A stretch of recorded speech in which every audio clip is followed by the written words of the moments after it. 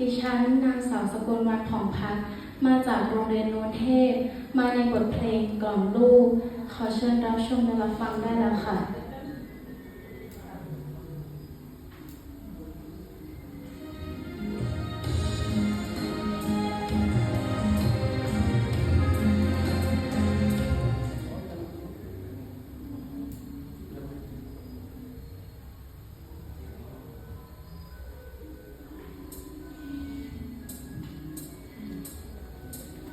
โอ้เอ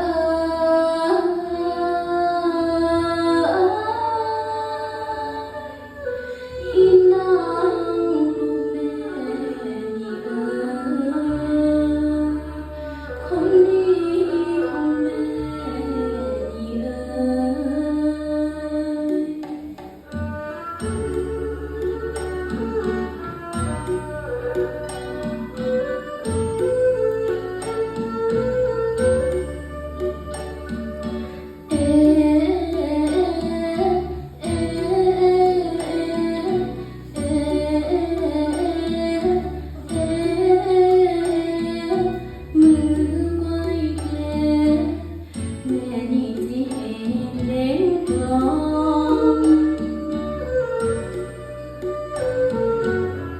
ว่าขวัญเอ้ยขวัญมาอย่าร้องไห้งอแง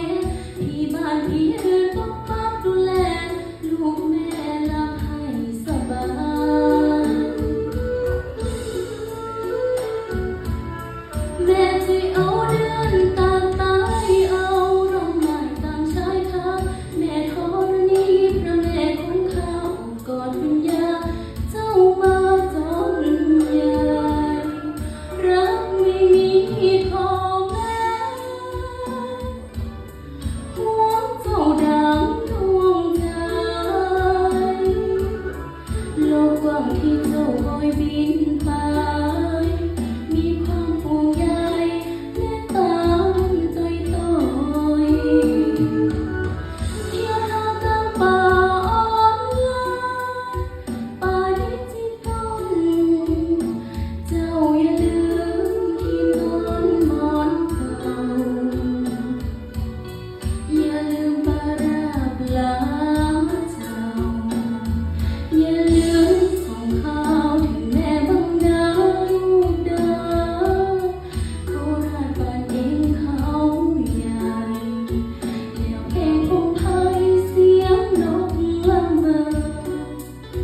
หากใครเขาทำให้เองน้ำตา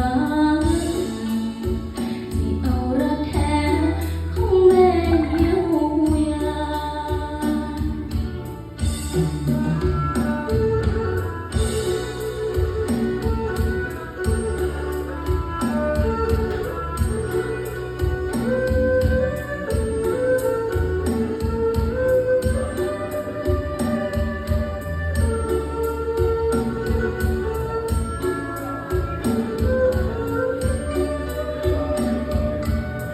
รักไม่มีพ่อแม่ห่วงเจ้าดังดวงใจโลกกว้างที่เจ้าโบยบินไปมีความห่วงใยแม่ตามใจต่อ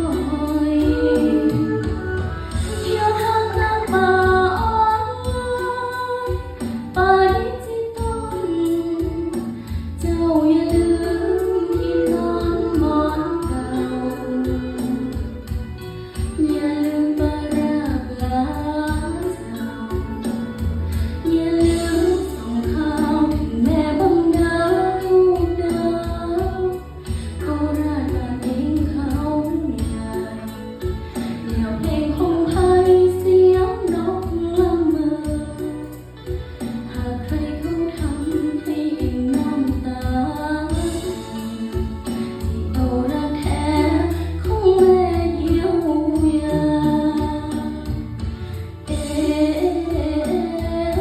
เอ๊